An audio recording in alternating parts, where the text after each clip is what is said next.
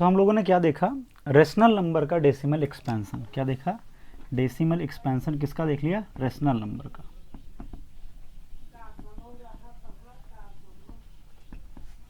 सो अब हम लोग क्या देखेंगे, डेसिमल एक्सपेंशन, डेसिमल एक्सपेंशन किसका, इरेशनल नंबर्स का। ठीक है, क्या इरेशनल नंबर को डेसिमल में रिप्रेजेंट कर सकते हैं, जैसे कि इरेशनल नंबर में बात करूँ √2 की, √3 की, है ना, पाई की। तो इन सब के बारे में थोड़ा सा जानते हैं कि इनका डेसिमल एक्सपेंशन क्या होता है, किस नेचर का होता है। ठीक है, किस नेचर का होता है, टर्मिनेट करता है या फिर नहीं। तो हम लोगों ने जब इरेशनल नंबर की डेफिनेशन देखी थी तो मैंने वहीं पर बताया था कि जो इरेशनल नंबर होती हैं उसमें डेसिमल के बाद जो डिजिट्स आते हैं वो रैंडम होते हैं। ठीक है, वो रैंडम होते हैं, कुछ भी आ सकते हैं, उनका कोई एक पैटर्न नहीं होता। जैसे कि हम लोगों ने रेशनल नंबर में देखा था कि रिपीट कर रहा था, एक पोर्शन रिपीट कर रहा था या फिर कोई एक सिंगल डिजिट रिपीट कर रहा था, तो उसको हम लोगों ने बोला वो रेशनल है, क्योंकि उसको हमने p/q के फॉर्म में चेंज कर लिया उसी प्रॉपर्टी के तहत जिससे कि वो क्या कर रहा था, रिपीट कर रहा था ना। अगर रिपीट ना करता, रैंडम डिजिट आ जाते तो हम लोग उसको चेंज नहीं कर सकते थे। ठीक है, लेकिन अब इनके बारे में ज़रा देखते हैं। ठीक है, √2 के बारे में। सो इन सब नंबर का जो डेसिमल एक्सपेंशन है, ठीक है, उसकी कहानी है, एक कहानी है। जितने भी गणितज्ञ थे, मैथमेटिशियन थे, उन लोगों ने शुरुआत से ही ट्राई करना शुरू कर दिया था कि हम इरेशनल नंबर को कैसे एक्सपेंड कर सकते हैं डेसिमल फॉर्म में। तो जब मैंने इरेशनल नंबर बताया था तो वहाँ पे ये बताया था कि जो इरेशनल नंबर होती हैं उनका जो डेसिमल फॉर्म होता है वो कैसा होता है। ठीक है, वो टर्मिनेटिंग नहीं होता, वो टर्मिनेटिंग नहीं होता, यानी कि नॉन टर्मिनेटिंग होता है, सबसे पहली बात। दूसरी चीज़ कि वो रिकरिंग भी नहीं होता, उसे क्या कहते हैं, नॉन रिकरिंग होता है, वो नॉन रिकरिंग होता है, रिकरिंग या फिर रिपीटिंग भी बोलते हैं ना।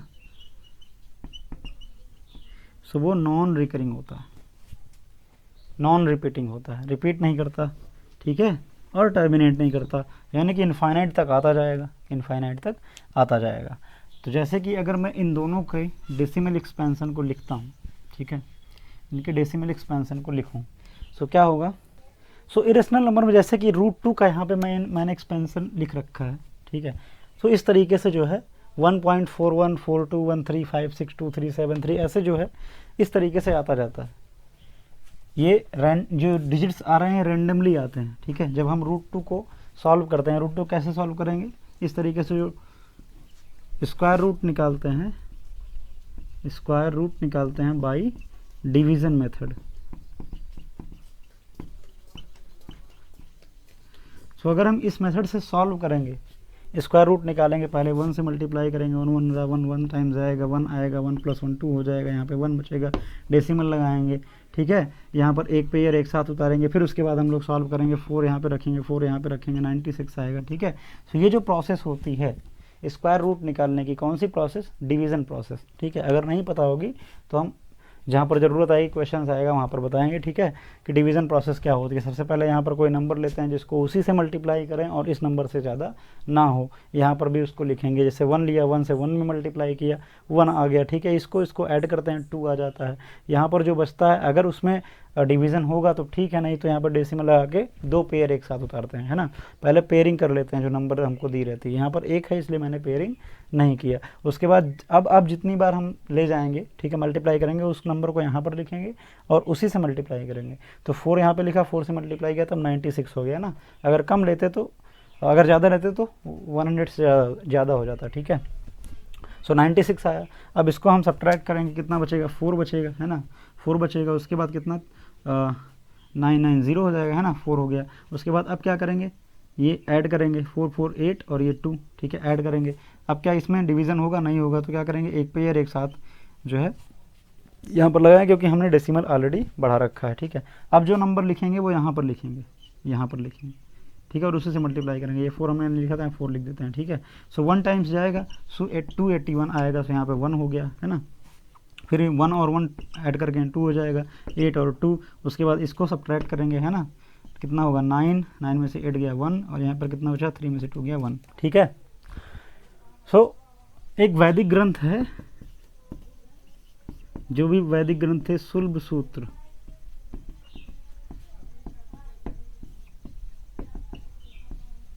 सुलभ सूत्रों में, ठीक है, जो है इस तरीके की इक्वेशन हमको मिल जाती है। तो ये उस समय हम लोगों को पता था कितने डिजिट तक, लगभग 2 2 4 2 6, ठीक है ना, लगभग 7 8 डिजिट तक ये वैल्यू उस टाइम तक पता थी, तो किसकी, √2 की। इस तरीके से हम लोग सॉल्व कर लेते थे। इस तरीके से इसका जो एक्सपेंशन था इस फॉर्म में गिवन था। अगर हम इसको सॉल्व करेंगे और डिवाइड करेंगे तो हमको ऐसा मिल जाएगा। तब हमें स्क्वायर रूट निकालने की ये डिवीज़न मेथड का मालूम की जानकारी नहीं थी, नहीं तो उस टाइम सब डिवीज़न करके डेसिमल के बाद एक्सपेंशन निकाल लेते, है ना। तब के समय में हम इस तरीके से एक्सपेंशन को याद करते थे, ठीक है, कि उस समय तक के लोग ये सारी चीज़ें करके रखते थे, ठीक है। हम लोगों को अभी भी डिवीज़न निकालना टफ लगता होगा, है ना। सो ये √2 की बात हो गई, ठीक है, ये √2 की बात हो गई। अगर हम पाई की बात करें, किसकी, पाई की, तो पाई की स्टोरी और ज़्यादा इंटरेस्टिंग है, ठीक है ना। यूनान के एक काफ़ी फेमस आदमी थे जिनका नाम था आर्किमिडीज, ठीक है। ये फिजिसिस्ट भी थे, इन्होंने मैथमेटिक्स की भी कुछ चीज़ें दी, जैसे कि मैं अभी बात कर रहा हूँ इसकी, ठीक है, पाई के बारे में। अपने समय में ये मैथमेटिशियन भी कह सकते हैं और फिजिसिस्ट भी कह सकते हैं। इन्होंने फिजिक्स के भी काफ़ी कॉन्सेप्ट दिए हैं, आर्किमिडीज़ का प्रिंसिपल बोला जाता है, ठीक है। सो इन्होंने क्या बताया था, इन्होंने सबसे पहले, सो आर्किमिडीज़ ही सबसे पहले व्यक्ति थे जिन्होंने पाई के बारे में कुछ कहा था। क्या कहा था, इन्होंने कहा था कि जो पाई की वैल्यू होती है वो 3.140845 से बड़ी होती है और 3.142857 इससे छोटी होती है। मतलब कि जो पाई की वैल्यू होगी वो इसके बीच में होगी कुछ, ठीक है। ये रेंज बताया था किसने, आर्किमिडीज़ ने। किसने बताया था, आर्किमिडीज़ ने, ठीक है। सो सबसे पहला आदमी कौन था जिसने पाई के बारे में कुछ बताया, आर्किमिडीज़ था। क्या बताया था कि जो पाई की वैल्यू होती है वो इस रेंज से इस रेंज तक के बीच में होती है, इस नंबर से इस नंबर के बीच में होती है। मतलब कि एक रेंज बताया कि इसके बीच में कुछ हो सकता है, ठीक है।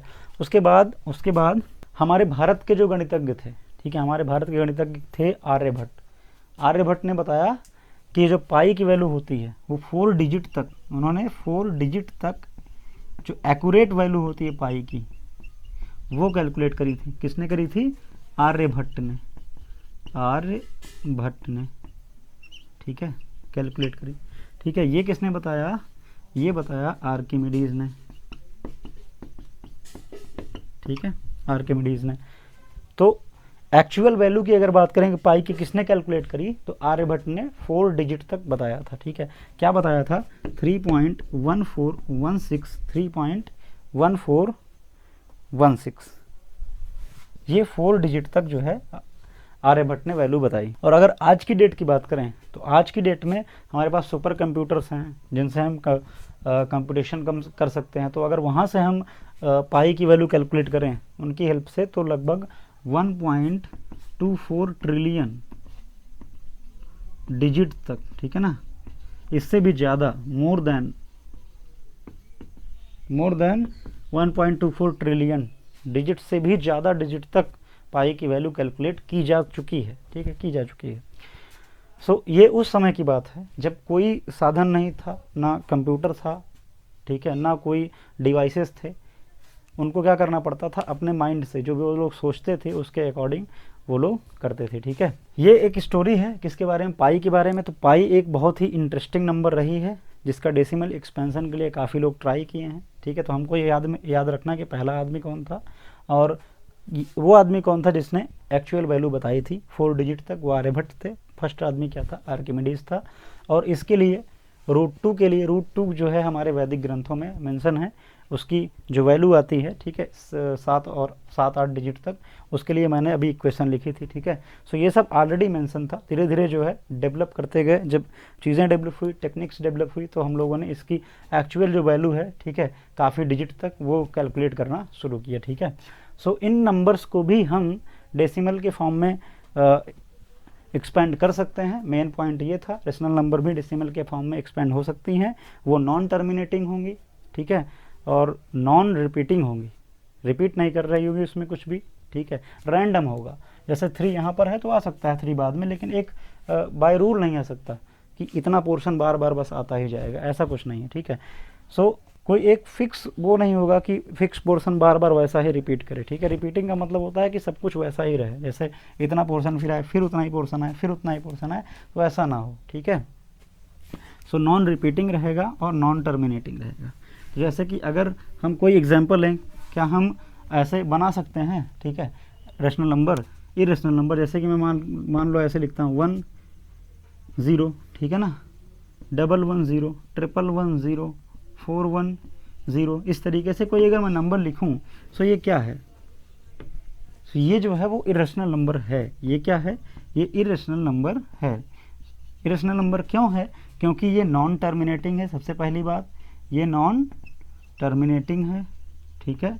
और दूसरी बात क्या है, ये नॉन रिपीटिंग है, नॉन रिपीटिंग है, ठीक है। यहाँ पर अगर हम देखें तो एक रूल मिल रहा है हमको, ठीक है, 1 0, फिर 1 1 हो जा रहा है, फिर ना फिर 3 1 हो जा रहा है, फिर 4 1 हो जा रहा है, लेकिन ये नॉन टर्मिनेटिंग है, टर्मिनेट नहीं कर रहा है, और ये नॉन रिपीटिंग, कोई पोर्शन ऐसा नहीं कि वो बार बार रिपीट कर रहा हो, ठीक है ना। ऐसा नहीं कि 1 1 बार बार आ ही रहा है, 1 1 आया फिर उसके बाद 0 आ गया, ठीक है, तो ये चेंज हो गया, सिनेरियो चेंज हो गया, फिर 1 1 3 बार आया फिर 0 आ गया, ठीक है। सो कोई भी पोर्शन रिपीटिंग नहीं है, ऐसा नहीं है कि 1 1 आता ही जा रहा है, फिर यहाँ पे 3 हो गया, है ना, ऐसा भी नहीं कि 3 फिर आएगा, फिर अब की बार 4 हो गया। सो ये क्या है, ये रिपीटिंग नहीं है। रिपीटिंग नेचर अगर होता तो वो रेशनल की कैटेगरी में आ जाता, ठीक है। नॉन रिपीटिंग है इसलिए ये रेशनल नहीं है, ये क्या है, इरेशनल है, ठीक। सो अब मेन क्वेश्चन क्या बनता है, मेन क्वेश्चन ये बनता है कि हम दो गिवन नंबर हैं, उनके बीच में अगर कोई इरेशनल नंबर हमको बतानी हो तो कैसे बताएंगे। इस पे जो क्वेश्चन बनेगा वो कैसे बनेगा कि दो इरेशनल के बीच में irrational number between two rational number, ठीक है। जैसे कि मैं बात करूं 1/7 और 2/7 के बीच में, ये 1/7 और 2/7 क्या है, रेशनल है, क्योंकि दोनों को p/q के फॉर्म में लिखा गया है। इनके बीच में क्या कोई इरेशनल नंबर हो सकती है, ठीक है। तो ज़रा कोशिश करते हैं, ठीक है, बनाने की। 1/7 क्या था, 0.142857, 142857, ठीक है, इस तरीके से था। सो 2/7 क्या होगा, क्या 2/7 को ऐसे लिखा जा सकता है, 2 × 1/7, इसी में 2 का मल्टीप्लाई कर दें, तो क्या हो जाएगा, 2 का मल्टीप्लाई करेंगे, सो 285714, 285714, इस तरीके से आता जाएगा, है ना, ठीक है ना, इस तरीके से रिपीट होता जाएगा। सो क्या इन दोनों के बीच में कोई नंबर लिख सकते हैं, इन दोनों के बीच में अगर मैं नंबर बनाऊं, मतलब कि 14 और 28 के बीच में, सो ऐसे इनफाइनाइट नंबर हम बना सकते हैं। फॉर एग्जांपल जैसे कि मैं बनाऊं यहाँ पर 14 है, 15 ले लिया, 0 लगा दिया, ठीक है ना, 155 ले लिया, 0 लगा दिया, 1555 ले लिया, 0 लगा दिया, है ना, कुछ भी कर सकते हैं, चेंज कर सकते हैं ना, 15151 0 लगा दिया, इस तरीके से कुछ भी इनफाइनाइट रैंडमली ऐसे लिखते चले जाएं, एक नंबर बन गई। मान लो 0.16142016241, ठीक है ना, 0034, कुछ भी ऐसे लिखते चले जाएं इनफाइनाइट। तो ऐसे हम कितनी नंबर बना सकते हैं, इनफाइनाइट नंबर्स बना सकते हैं, ठीक है, इनफाइनाइट नंबर्स हम ऐसे फॉर्म कर सकते हैं, जो कि क्या होंगी, इरेशनल होंगी। बस क्या ध्यान में रखना है कि रिपीट नहीं करना चाहिए, ठीक है ना, कोई पोर्शन बार बार वही नहीं आना चाहिए, और टर्मिनेट नहीं करना चाहिए, इनफाइनाइट तक ऐसे ही चलता रहेगा। सो वो क्या होगी, इरेशनल नंबर होगी। सो अगर दो गिवन नंबर हैं, उनके बीच में हमको इरेशनल नंबर बनानी है, तो क्या करेंगे, पहले जो गिवन नंबर हैं उनका डेसिमल एक्सपेंशन लिखेंगे, ठीक है। ये 1/7 का डेसिमल एक्सपेंशन लिख लिया, 2/7 का डेसिमल एक्सपेंशन लिख लिया, और उसके बीच में कोई भी एक रैंडम नंबर ऐसे बनाते चले जाएं इनफाइनाइट तक, वो क्या होगी, इरेशनल नंबर होगी, ठीक है, वो क्या होगी, इरेशनल नंबर होगी। तो ऐसे इनफाइनाइट नंबर हम बना सकते हैं। सो अभी इस टोटल अगर मैं समराइज करूं जो भी चीज़ें हम लोगों ने पढ़ी, तो उसमें क्या क्या देखा कि रेशनल नंबर का डेसिमल एक्सपेंशन क्या होता है, ठीक है, कितने टाइप का होता है, रिपीटिंग होता है, नॉन टर्मिनेटिंग होता है, ठीक है, उसको कैसे हम p/q के फॉर्म में बनाते हैं फिर से। और उसके बाद हम लोगों ने ये देखा कि इरेशनल नंबर को हम कैसे बनाते हैं अगर हमको दो रेशनल नंबर के बीच में नंबर बनानी हो तब, ठीक है। सो जो आपकी एक्सरसाइज 1.3 है ये इन्हीं प्रॉब्लम्स पर बेस्ड है, ठीक है। उन प्रॉब्लम्स को आप ढूंढ करके जितने भी प्रॉब्लम्स हैं एक एक करके 1 बाय 1 आप करते जाएं, ठीक है। कुछ में आपको पी बाई क्यू के फॉर्म में बनाना होगा, ठीक है, डेसिमल एक्सपेंशन दिया हुआ, कुछ में पी बाई क्यू के फॉर्म में दिया होगा, डेसिमल एक्सपेंशन बनाना होगा, और कुछ में इरेशनल नंबर को, ठीक है, दो रेशनल नंबर के बीच में कोई एक रेशनल नंबर लिखनी होगी। और जो भी प्रॉब्लम है उसको ट्राई करें, जो नहीं आता है नेक्स्ट क्लास में हम लोग वो एक्सरसाइज आपकी डिस्कस करेंगे, एक्सरसाइज 1.1, एक्सरसाइज 1.2, एक्सरसाइज 1.3। इसके जो भी क्वेश्चंस हैं जो थोड़ा सा अच्छे क्वेश्चन होंगे उनको मैं लेकर के डिस्कस करूंगा, ठीक है। उसके बाद फिर हम लोग आगे बढ़ेंगे, ठीक। उसके बाद हम लोग नेक्स्ट देखेंगे कि रिप्रेजेंटेशन क्या होता है, नंबर्स को नंबर लाइन पे कैसे रिप्रेजेंट करते हैं, ठीक है।